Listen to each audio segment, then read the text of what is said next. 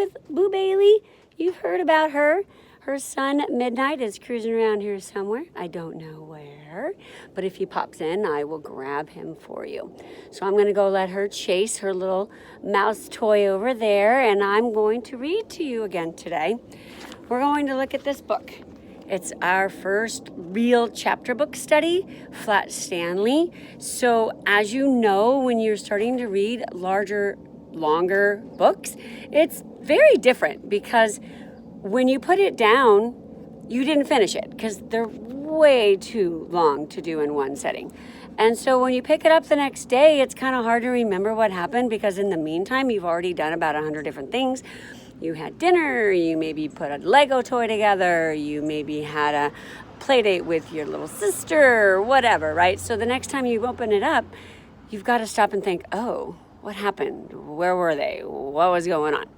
This is a perfect one to start with because it's super fun. Flat Stanley, it's by Jeff Brown, and it's illustrated by Scott Nash. And you can already see that's a really weird picture because there's a door, and yet he stepped through the little crack at the bottom. I guess that's why they have called him Flat Stanley. Oh, guess what? I hear the other cat banging at the door. So I'm going to try to ignore him, but I might go grab him too so you can see him.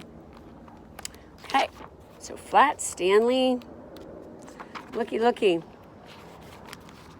Chapter book. Awesome sauce. Okay, look at that.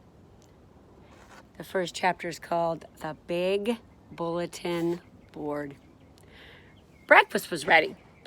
I will go wake the boys, Mrs. Lambchop said to her husband, George Lambchop. Yeah, Lambchop's their last name. How cool is that? Just then, their younger son, Arthur, called from the bedroom. The bedroom he shared with his brother, Stanley. Hey, come and look. Hey.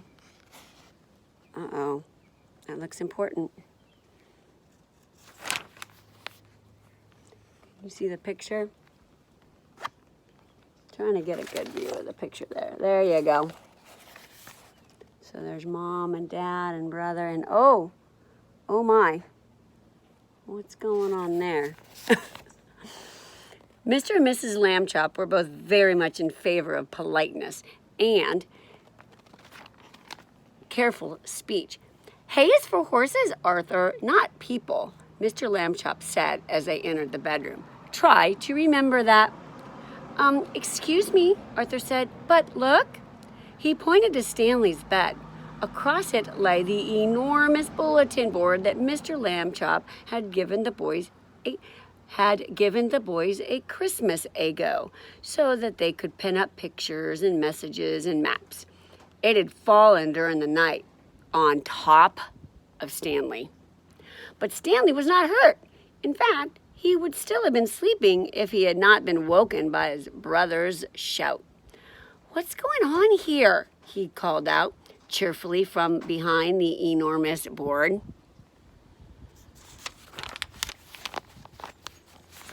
You see the picture there? Looks like they took him to the doctor. Mr. and Mrs. Lambchop hurried to lift it from the bed. Heavens, said Mrs. Lambchop. Gosh, said Arthur, Stanley's flat. As a pancake, said Mr. Lambchop. Darndest thing I've ever seen. Let's all have breakfast, Mrs. Lambchop said. Then Stanley and I will go see Dr. Dan and hear what he has to say. She wants to go eat breakfast first. That's funny. In his office, Dr. Dan examined Stanley all over. How do you feel? He asked. Does it hurt very much? I felt sort of tickly for a while after I got up, Stanley Lambchop said, but I feel fine now.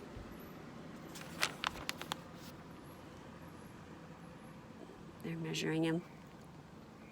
Well, that's mostly how it goes with these cases, said Dr. Dan. We'll just have to keep an eye on this young fellow, he said when he had finished the examination. Sometimes we doctors, despite all our years of training and experience, can only marvel at how little we really know. Mrs. Lambchop said she thought Stanley's clothes would have to be altered by the tailor now, so Dr. Dan told his nurse to take Stanley's measurements. Mrs. Lambchop wrote them down. Stanley was 4 feet tall, about a foot wide, and a ½ inch thick. It's like this.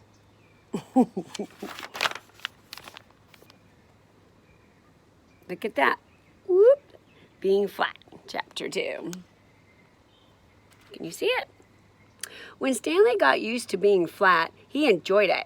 He could go in and out of rooms, even when the door was closed, just by lying down and sliding through the crack at the bottom. Mr. and Mrs. Lambchop said it was silly, but they were quite proud of him. I thought I skipped a page. You see that picture? It'd be a little hard. See, I'll have to tilt it. Where's the best angle? Okay, so Mom's up there in this great thing, and now Stanley's down there. Oh man, I wonder what they're doing. Remember, it's always a good idea to study that picture before you look at those words. Arthur got jealous. Remember, that's his little brother. And he tried to slide under a door too, but he just banged his head. Being flat could also be helpful. Stanley found out. He was taking a walk with Mrs. Lambchop one afternoon when her favorite ring fell from her finger. The ring rolled across the sidewalk and down between the bars of a grating that covered a deep, dark shaft. Mrs. Lambchop began to cry. Not sure if you can see it. Maybe I'll do the next chapters inside. I have an idea, Stanley said. He took the laces out of his shoes and an extra pair out of his pocket and tied them all together to make one long lace. Then he tied one end of that to the back of his belt and gave the other end to his mother. Oh, so that's why he did that. Because he's so skinny and flat, he can go through that. Oh, wait, let's look at the picture again. Where are you there?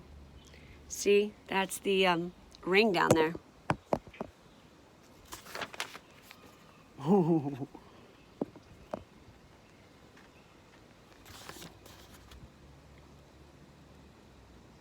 Oh, cool. Lower me, he said, and I will look for the ring. Thank you, Stanley, Mrs. Lambchop said. She lowered him between the bars and moved him carefully up and down and from side to side so that he could search the whole floor of the shaft. 2 policemen came by and stared at Mrs. Lambchop as she stood holding the long lace that ran down through the grating. She pretended not to notice them.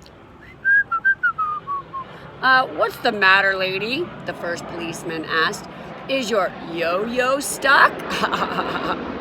Oh, that's a jet going by. I live close to a Navy base. So cool. We'll just wait a second for it to pass. Sound of freedom. I am not playing with a yo-yo, Mrs. Lambchop said sharply. My son is at the other end of this lace, if you must know. Get the net, Harry, said the second policeman. We have caught a cuckoo. Just then, down in the shaft, Stanley cried out, Hooray! Mrs. Lambchop pulled him up and saw that he had the ring. Can you see that there? Look at that, he got it. And there's her feet. Good for you, Stanley, she said. Then she turned angrily to the policeman. A cuckoo indeed. Humph, she said. Shame. The policeman apologized. We didn't get it, lady, they said. We have been hasty. We see that now. People should think twice before making rude remarks, said Mrs. Lambchop, and then not make them at all. That's good advice, isn't it? The policeman realized that was a good rule and said they would try to remember it. What's going on here? Can you see it? We'll pick it up. So there's his... What are they doing now? Some kind of an envelope? And his dad? He's sliding into an envelope. Oh, this will be fun. One day, Stanley got a letter from his friend Thomas Anthony Jeffrey, whose family had moved recently to California. Hey guys, that's us. A school vacation was about to begin, and Stanley was invited to spend it with the Jeffreys. Oh boy, Stanley said, I would love to go. Mr. Lambchop sighed. Oh, a round-trip train or an airplane ticket to California is very expensive, he said. I will have to think of some cheaper way. When Mr. Lambchop came home from the office that evening, he brought with him an enormous brown paper envelope.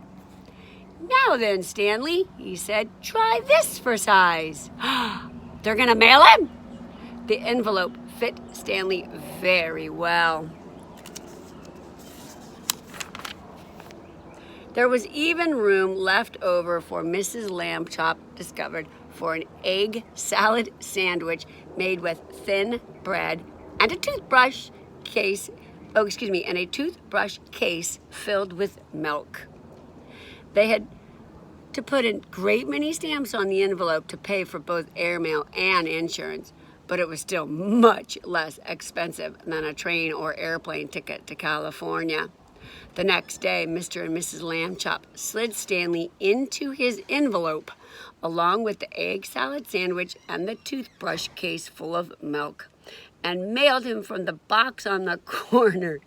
The envelope had to be folded to fit through the slot, but Stanley was limber. You know what limber means? It means you can bend really easy. And inside the box, he straightened right up again. So let's see if you can see that one. Look at that. They're putting him in the mailbox. Okay, that'd be kind of cool. Right there.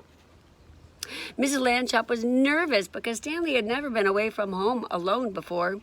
She rapped on the box. Can you hear me, dear? She called. Are you all right? Stanley's voice came quite clearly. I'm fine. Can I eat my sandwich now? Wait an hour and try not to get overheated, dear, Mrs. Lambchop said. Then she and Mr. Lambchop cried out, goodbye, goodbye, and went home. Stanley had a fine time in California. When the visit was over, the Jeffreys returned him in a beautiful white envelope they had made themselves. It had red and blue markings to show that it was an airmail, and Thomas Jeffrey had lettered it valuable and fragile, and this end up on both sides. Back home, Stanley told his family that he had been handled so carefully that he never felt a single bump. Mr. Lambchop said it proved that jet planes were wonderful, and so was the Postal Service, and that this was a great age in which to live. Stanley thought so too. Okay, so we're gonna stop at chapter 3, which is called Stanley the Kite. And look at that picture there. He's all rolled up. He doesn't even have to walk. Ooh, we got some crows having fun in the air there, don't we, right now? All right, guys. So when we look at this again, we're going to open up our memory drawer and think about those funny things that already took place to Stanley. I'm going to send a little picture of Stanley that you can print from home. And if you want, go ahead and mail your Stanley to different relatives or bring them to different places with you, maybe on walks around the neighborhood, or maybe you can have them sitting on the couch with you, watching TV with you, and share them. Send it to me. That'd be really fun. I'll do one too. I'll cut out my Stanley and I'll take him maybe on the boat or to the beach or a bike ride so we can have our Stanley fun. Okay? Love you. Miss you. Stay safe.